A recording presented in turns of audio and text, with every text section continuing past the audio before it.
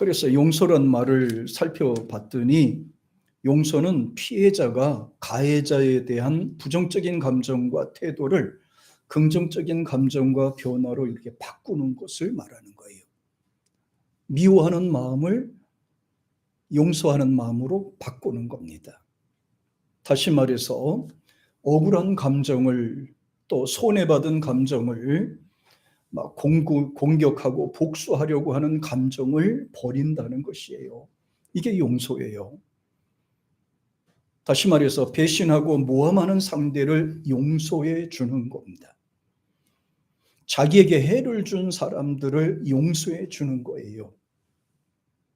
하나님께서 하나님께 불신했던 죄, 하나님이 인간을 창조하고 만드시고 함께 하셨던 그 사실을 부정하고 불신했던 것을 배신이라고 그랬어요. 죄라고 했습니다. 그리고 전능하신 하나님을 의지하지 않고 믿지 않고 거부하는 것을, 여기에 대한 죄를 징치하고 형벌로 다스리는 것을, 이걸 죄에 대한 형벌이다. 그런데 하나님께서는 이 모든 것들을 용서해 주시고 사랑으로 대해 주신다는 겁니다.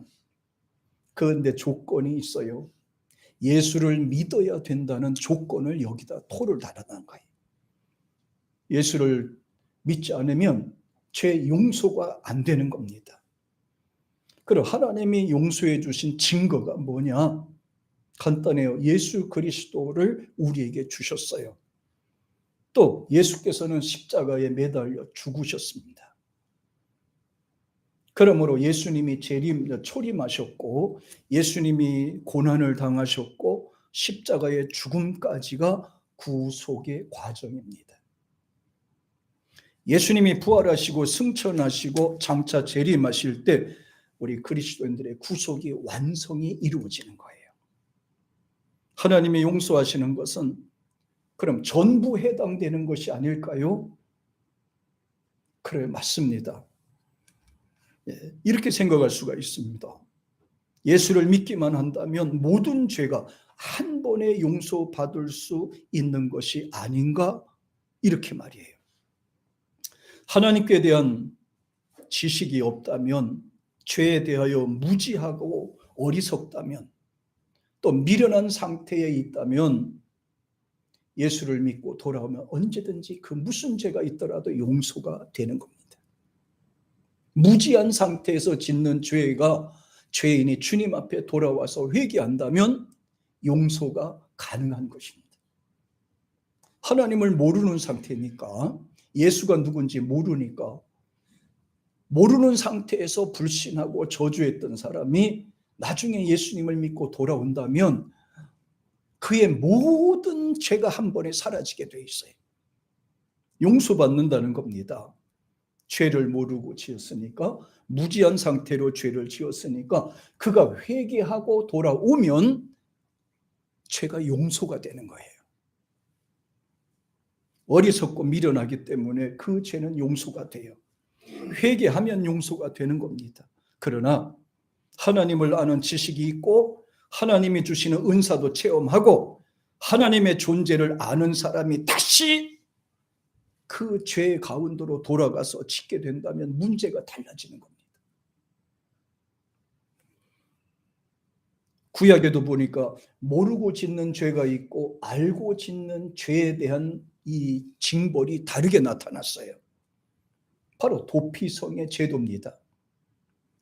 본인이 의도와는 상관없이 실수로 살인을 한 사람을 보호하기 위해서 하나님께서 은혜를 베푸셨는데 그게 바로 도피성이라는 제도입니다. 도피성에는 아무도 못 들어갑니다. 억울하게 죽은, 억울하게 살인한 사람이 그곳에 들어갈 수가 있는 곳입니다. 도피성은 실수로 짓는 사람들을 보호하기 위해서 주시는 하나님의 배려입니다. 오늘날 예수님의 피와 공로에 의해서 우리의 죄와 허물이 사함을 얻고 구속받는 것을 이렇게 표현합니다. 그가 찔림은 우리의 허물이요 그가 상함은 우리의 죄악을 인함이라. 예수님을 구주로 믿고 받아들이면 그가 예전에 지었던 무슨 죄를 하더라도 고백함으로 말미암아 싹 해결이 되는 것입니다. 그런데 구약과 신약을 통틀어서 살펴보니까 용서를 받는 죄가 있고 용서를 받지 못하는 죄가 5가지나 나와요. 저는 깜짝 놀랐습니다. 세례 요한은 회개하라, 천국이 가까이 왔다라고 하면서 회개를 촉구하였습니다. 예수님도 첫 번째 사역을 하시면서 이 5가지 죄의 문제를 해결하기 위해서 가장 먼저 회개를 촉구했어요. 회개하고 복음을 믿어라. 회개는 예수님께로 돌이키는 것을 말합니다. 주님 앞으로 돌아오면 용서를 받습니다. 회개하면 죄를 두 번 다시도 묻지 않으세요? 사람은요, 화날 때마다 옛날에 자글한테 억울했던 거를 자꾸 이야기하게 되고 생각해. 기분이 나쁘면 이야기하고 기분이 나쁘면 또 생각이 나요. 옛날에 했던 거 끄집어내서 또 생각하고 또 미워하고 또 원망하고 이렇게 하잖아요. 그런데 하나님은 쪼잔하신 분이 아니세요. 한 번 용서한 것은 절대로 묻지 않습니다. 하나님께 용서받는 방법은 간단합니다. 예수님을 구세주로 받아들이고 고백하시면 돼요. 받아들이시면 돼요. 예수님을 구주로 믿으시면 돼요. 나를 구원해 주실 분으로 믿으시면 돼요. 예수님이 나를 구속하신 하나님으로 믿는 겁니다. 예수님만이 유일하신 구세주로 믿는 거예요. 예수님은 믿는 자를 영원히 멸망치 않고 영생을 얻게 하신다고 말씀하셨습니다.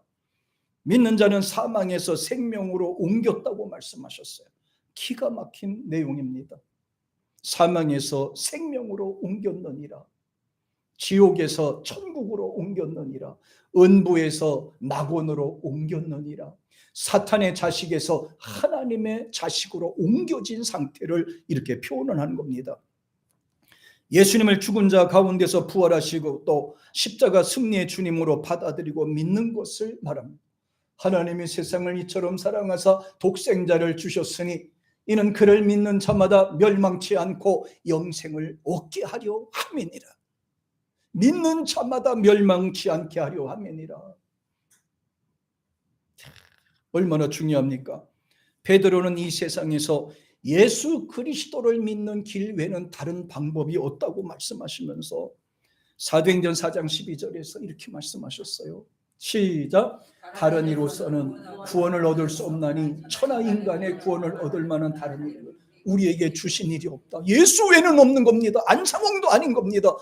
여기엔 다른 그 누구도 들어갈 수가 없어요. 오직 예수만 구원자가 되는 거예요. 그런데 사람들은 어리석고 미련해서 예수가 아닌 다른 구원자를 찾고 있는 것입니다. 성경 66권 통틀어서 말씀합니다. 예수 외에는 구원받을 길이 없다고 말입니다.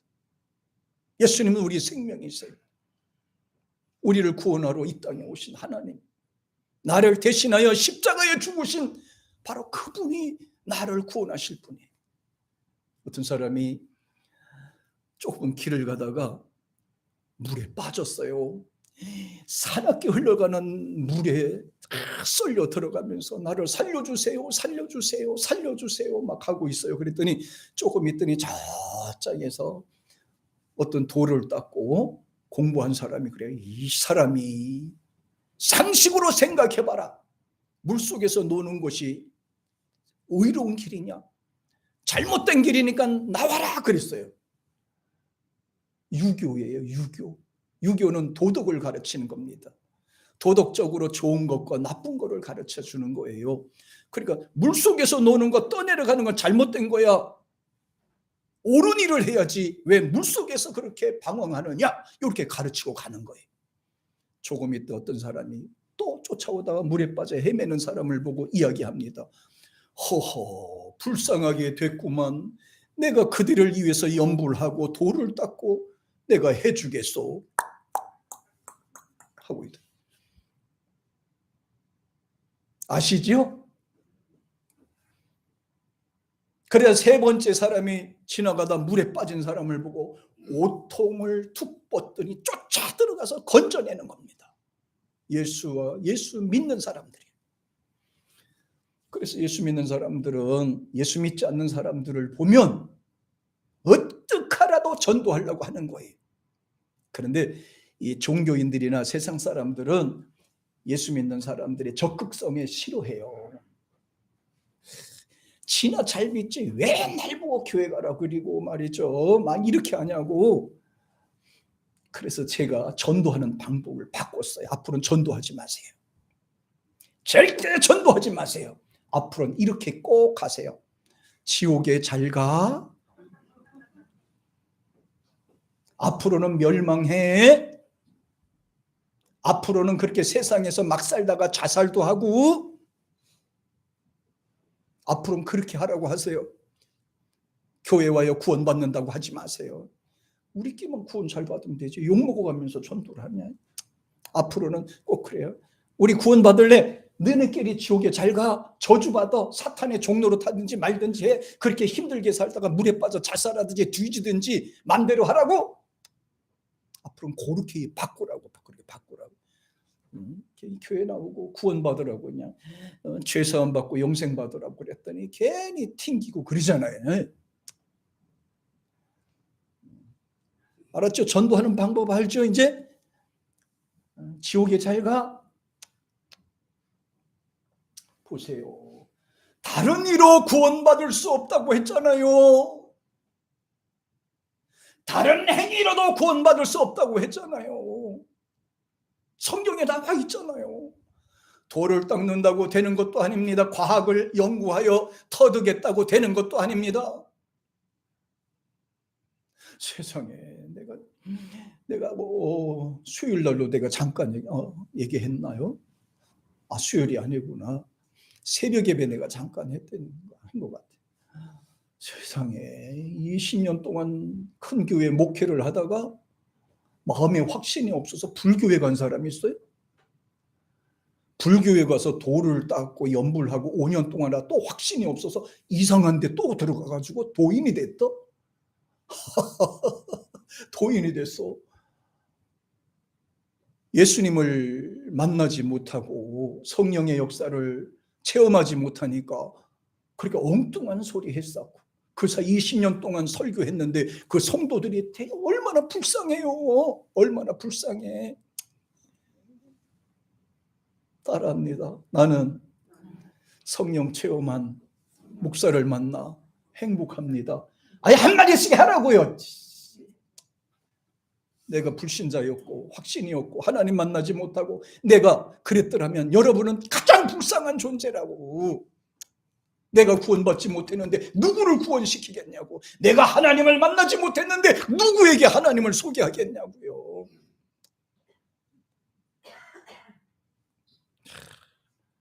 그거 다큐멘터리 형식으로 나오는 걸 보고 얼마나 충격받았는지 몰라.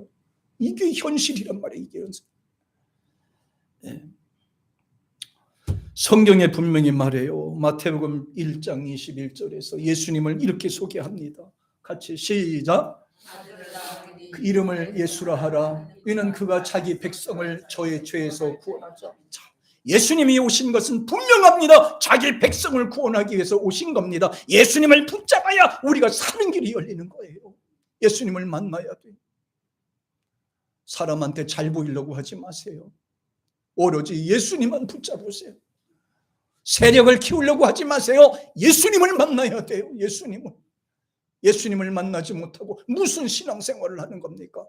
우리는 종교인으로 부름받은 게 아닙니다. 영생 복락을 얻기 위해서 부름받은 거란 말이에요. 하나님의 자녀로 삼아주시기 위해서 우리를 부르신 거예요. 고상하게 도덕적으로 종교인으로 그렇게 부름받아가지고 구원받지 못해. 예수는 구원자라고 그랬어요. 생명을 주시는 분이라고 그랬어요. 예수님은 어떻게 말씀하세요? 그런데 사람들이 예수님을 모르니까 죄를 져요. 요한복음 1장 11절에 보니까 보세요. 예수님이 오셨는데 이렇게 얘기합니다. 시작. 자기 땅에 오매 자기 백성이 영접지 아니하였으나 그랬어요. 예수님은 우리를 구하기 위해서 오신 거예요. 죄에서 건져내기 위해서 오신 겁니다. 세상 흐름의 죄에 대하여 흘러가는 우리를 불쌍히 여기셔서 직접 십자가에 매달려 죽으시기까지 우리를 사랑하셨어요. 그래 수고하고 무거운 짐진 자들아 다 내게로 오라. 세상에서 방황하지 말아라. 좌절하지 말아라. 절망에 처하지 말아라. 내가 너를 구원하여 이 땅에 왔노라. 주 예수를 믿으라. 그리하면 너와 내 가정에 구원을 받으리라. 주님이 이 말씀을 하셨어요. 예수님을 왜 거부하는지 모르겠어요. 모르니까. 그래서 예수님은 마가복음 16장 16절에서 이렇게 말씀하세요. 시작. 믿고 세례를 받는 사람은 구원을 얻을 것이요 믿지 않는 사람은 정죄를 받을. 여기서 예수님을 믿고 세례를 받는 사람은 구원을 받으리라 그랬어요. 죄 사함을 받아서 하나님 자녀가 된다 이 말입니다. 천국 백성이 된다 이거예요. 우리가 세상에 얼마나 살아요, 여러분? 그냥 무덤에 가서 찾아보면 어떤 사람은 태어나자마자 죽은 사람도 있고 어린아이 때 죽은 사람이 있고 나이 많이 먹어 죽은 사람, 천태만상인 거예요. 세상에 왔으니 그냥 살다가 가는 겁니다. 그러니까 사람들은 뭐라 그래요? 어차피 완세상 놀다 가자. 노세 젊어서 노세 늙어지면 못 노나니 그리 가면서 사는 거예요. 어디에서 와서 왜 살아야 되고 어디로 가는지 모르면서 방황하고 있는 겁니다. 얼마나 불행합니까?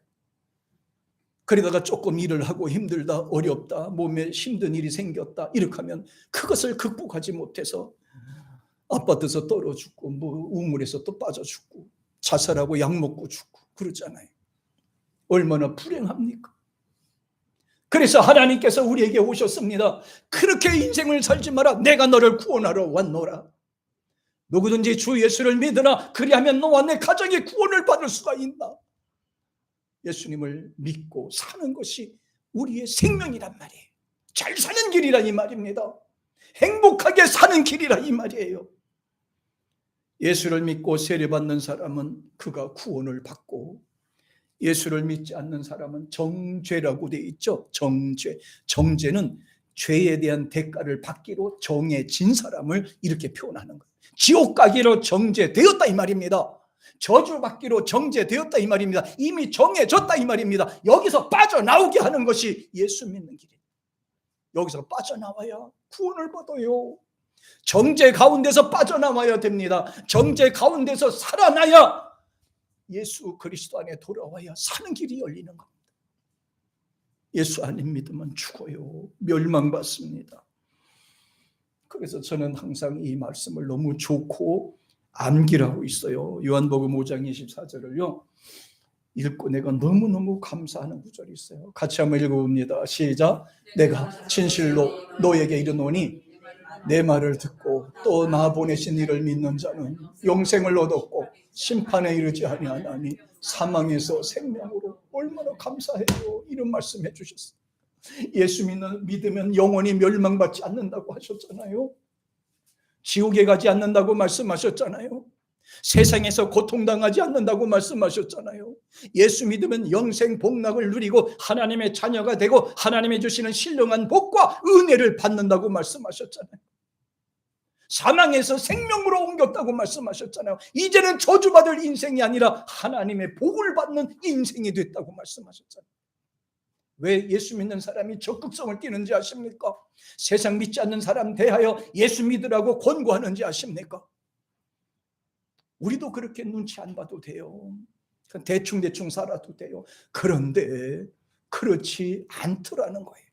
그렇지 않더라는 거예요. 그래서 이 시간에 이 말씀을 하면서 우리 다 같이 자 눈을 감아 보세요. 두 손을 모아 보세요. 그리고 저를 따라해 주세요. 저를 따라서 하는 겁니다.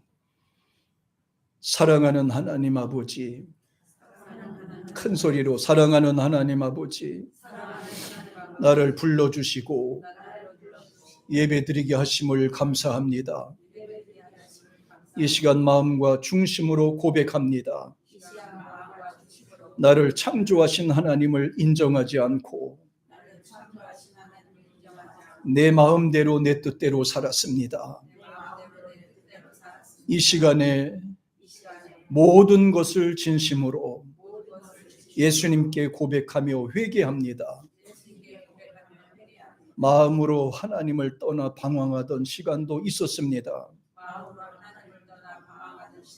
그때마다 하나님은 고통하던 나를 인도하시고 부르셨습니다. 무지한 나를 살리시기 위해 이 세상에 오신 예수님, 십자가에 피 흘려 죽으시고 죽음에서 부활하신 예수님을 나의 구세주로 받아들입니다. 예수님을 나의 그리스도로 받아들입니다. 예수님을 나의 주인으로 영접합니다. 살아계신 예수님, 지금 내 마음에 오시옵소서. 영원히 다스려 주시옵소서. 영원히 인도해 주시옵소서. 예수님이 나의 죄를 사해 주시고 원죄와 자변죄에서 구원해 주심을 믿습니다. 영원토록 주님을 위해 살겠습니다. 예수 그리스도 이름으로 기도하옵나이다. 아멘. 예수 나를 위하여 십자가를 질 때 세상 죄를 지시고 고쳐 당하셨네. 예수님, 예수님, 예수님, 나의 죄 위하여 보배 피를 흘리니 나를 받으소서. 피와 같은 붉은 죄 없는 이가 없네. 십자가의 공로로 눈과 같이 되네. 예수님, 예수님, 예수님, 나의 죄 위하여 보배 피를 흘리니 나를 받으소서. 할렐루야. 사도 바울은 데살로니가 교회 성도들에게 하나님을 경외하지 않고 예수를 믿지 않게 된다면 영벌에 처하게 될 것을 권고하였습니다. 같이 한번 읽어보겠습니다. 시작. 하나님을 모르는 자들과 주 예수의 복음을 복종치 않는 자들에게 형벌을 주시리니 이런 자들의 죄의 얼굴과 그의 힘의 영광을 떠나 영원한 멸망의 형벌을 받으리로다. 사도 바울은 이런 것을 알기 때문에 자기의 젊은 청춘, 자기의 지식, 자기의 권리, 권세까지도 다 포기하고 미련하게 예수님만 전하기를 작정하시고 일평생 복음만 전하게 다녔어요. 자기의 가족을 전도하기 위해서, 멸망받는 저들을 건져내기 위해서예요. 자기 목숨을 초계같이 버린 겁니다. 사랑하는 사람이 죽음의 강물에 떠밀려 내려가는 상태를 그냥 보고만 있는 게 사랑인가요? 잘못된 상황에 처해 있는 자들을 그냥 바라만 보고 있는 것이 그것이 사랑인가요? 건져내야 되잖아요. 잘못됐다면 바르게 살도록 해야 되잖아요. 분명히 말씀합니다. 인간에게 세상 살면서 두려운 것이 하나가 있죠. 두려운 것을 다 갖고 살아요. 죄로 인하여 당하는 저주와 재앙, 나도 당하면 어떻게 할까? 아침에 일어납니다. 혹시 오늘 무슨 일이 일어나면 어떻게 할까? 병원에 진찰받으러 가면서 얘기합니다. 내 몸에 병이 들었으면 어떡하지? 죽을 병에 들으면 어떡하지? 갑자기 내 자녀들에게 힘든 일을 당하면 어떡할까?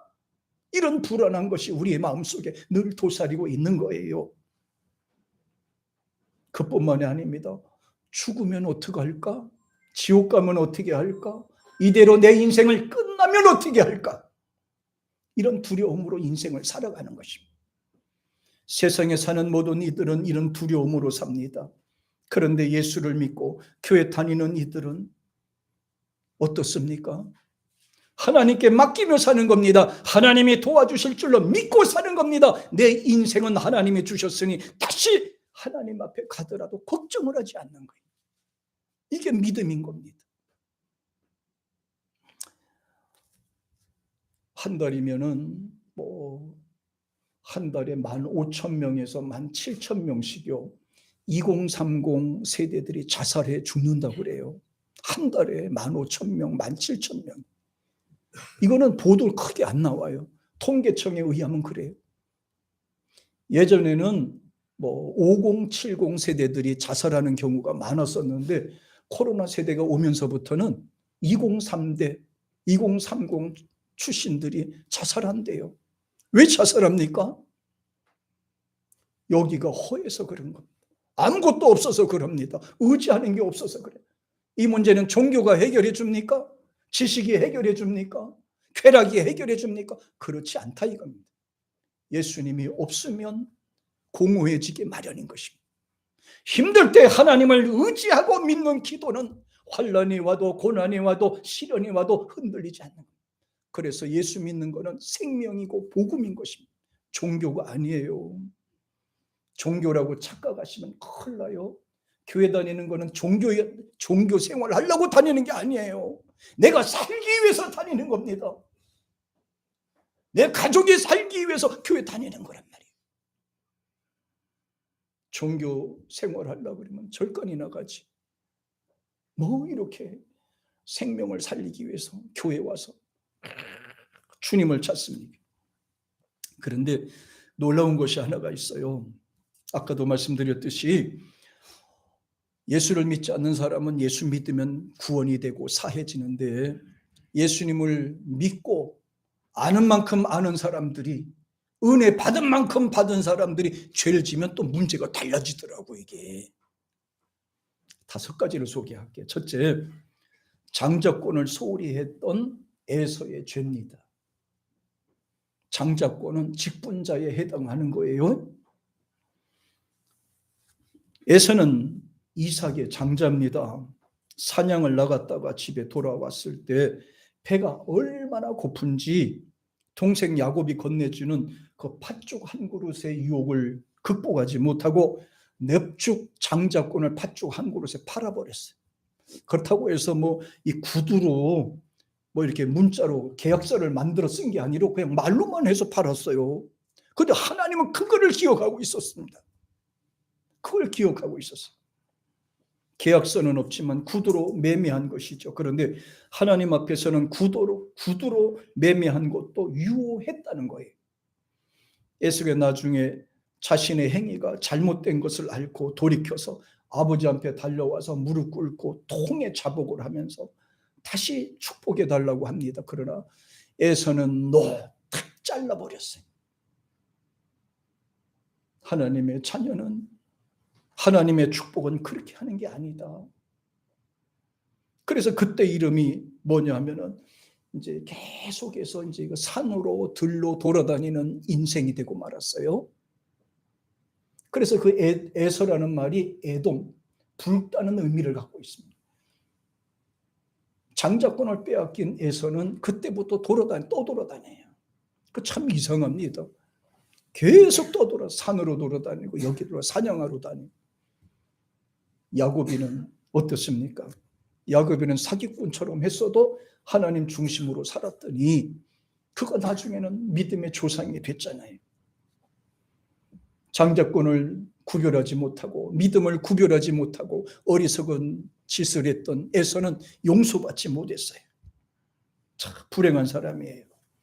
하나님의 일과 세상의 일을 구별하지 못하는 것, 하나님의 일과 자신의 일을 구별하지 못하는 행동, 하나님에 대한 믿음의 중요성을 이해하지 못하는 에서를 이렇게 표현하는 겁니다. 성경에 보면 에서의 행동을 뭐라고 그랬냐면 이렇게 표현했어요. 히브리서 12장에 보니까 보세요. 시작. 음행하는 자와 혹 한 그릇 식물을 위하여 장자 명분을 판 에서와 같이 망령됐다고 그랬잖아요. 망령됐다는 게 뭐예요? 미련하고 어리석은 행동이야. 아무것도 분별도 못하는 거를 망령되다 그러잖아요. 망령되다 그래요. 저희 어렸을 때 시골에서는 이 치매라는 언어가 없었어요. 그래서 망령들었다 그래요. 망령들었다 이렇게 표현했거든요. 근데 요새는 치매라는 전문 용어가 생겨나기 시작했어요. 그리고 기업을 뺏긴 에서를 가리켜서 뭐라 그래요? 망령들었다 그래요. 음행하는 자와 똑같은 모습을 가졌다 이거예요. 가정을 팽개친 에서와 같다 이 말이에요. 하나님이 주신 기업을 망쳐버린 에서와 같다. 그래서 망령되다 그랬어요. 교회에서 직분 생활 잘 하시다가 직분을 팽개치고 나간 사람들을 뭐라 그린다고요?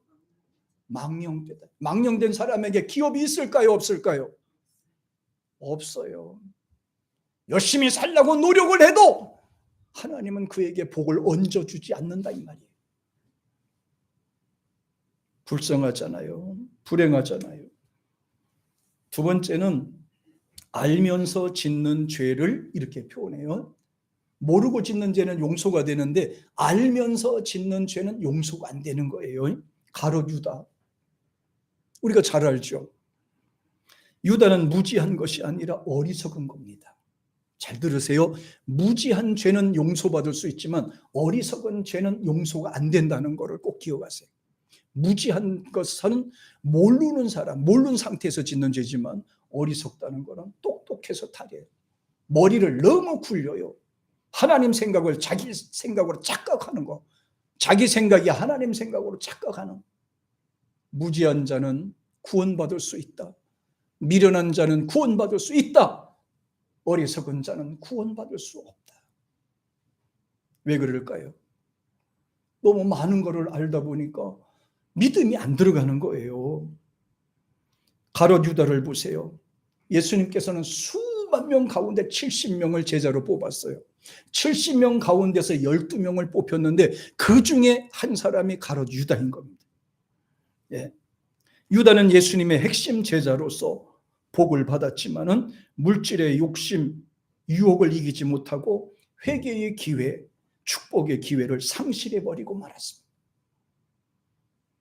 얼마나 불행할까요? 심지어 예수님을 배신하고 양심의 가책을 받아서 자살하려고 나무에 목매달아 죽으려고 했는데 나무가지조차도 용서를 안 해줬어요. 그래서 나무가지가 부러지는 바람에 언덕에서 굴러 떨어져서 배창지가 터져서 비참하게 인생을 만추는. 창조 이후 가인도 동생을 죽인 못된 살인자로 기록되지만 가인보다도 더 사악한 사람이 바로 가롯 유다라 그랬어요. 배신한 죄, 주님을 돈에 비유해서 팔아먹은 죄. 왜냐하면 가인은 회개의 기회가 주어졌지만은 유다는 회개의 기회가 없습니다. 돈 몇 푼 더 벌려다가 스승을 배신하고 믿음을 상실하고 비참하게 인생을 마감한 불행한 인간이 되었습니다. 예수님은 가롯 유다에 대해서 극단적으로 설명하는데 마태복음 26장에 보니까 이렇게 말씀하셨어요. 같이 시작. 인자는 자기에게 대하여 기록된 대로 가거니와 인자를 파는 그 사람에게는 화가 있을 것이다. 그 사람은 차라리 나지 아니하였으면 좋을 뻔했다. 그래, 이 사람은 차라리 나지 않는 게 본인에게도 좋고 그 가족에 향해서도 좋을 것이다. 얼마나 이게 저주입니까? 얼마나 저주예요. 네? 얼마나 저주입니까? 저희 어렸을 때 저희 어머니가 늘 아팠어요. 제가 7살 때 돌아가셨지만은 늘 몸이 아프고 그랬어요. 그러다 보니까 시골에서 할 게 뭐 있어요? 이제 무당을 점치고 무당을 데려다가 구술했어요. 무당을 데려다가 구술했는데 그 무당이 뭐라 그랬는지 아세요? 그래요. 밑에 바로 동생이에요. 지금 원조사 목회 잘하고 있습니다. 얘 때문에 얘가 아프다는, 엄마가 아프다는 거예요. 얘 태어나지 말아야 되는 인간인데 태어나서 엄마가 이렇게 늘 아프고 힘들다는 거예요. 그러니까 갑자기 그 순간에 가정에서 얘를 보는 시선이 따갑기 시작한 거예요. 얘 때문에 엄마가 아프다는 거란 말이에요. 계속 그래. 얘 때문에 아프고 결국은 얘를 남에게 주면 얘가 건강하게 될 거라. 이렇게까지 나왔어요. 근데 이제 할머님이 이제 나중에 이제 엄마가 돌아가시긴 했지만은 그랬던 적이 기억이 나요. 너 때문에 엄마가 아픈 거야. 넌 태어나지 말았어야 돼. 이 소리 듣고 태어난 거예요. 그게 못된 사람이에요. 이게 점치지 마요. 쓸데없는 하지 말고. 우리는 굿도 안 하니까 근데 점치지 말고 쓸데없는 거 사람 멀쩡한 사람 바보 만드는 일이 있다니까. 생명 있는 사람이 왜 생명 없는 귀신한테 가서 물어보냐고. 네?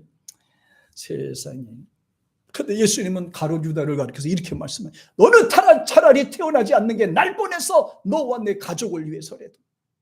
진짜 그랬어요. 네? 진짜 그랬어요. 가인까지도 듣지 않은 말을 유다는 그걸 들은 거예요. 태어나지 말아야 되는 인생으로 살지 맙시다. 꼭 필요한 사람, 유익한 사람, 하나님의 영광을 위해 쓰임받는 저와 여러분 되기를 주의 이름으로 축복합니다.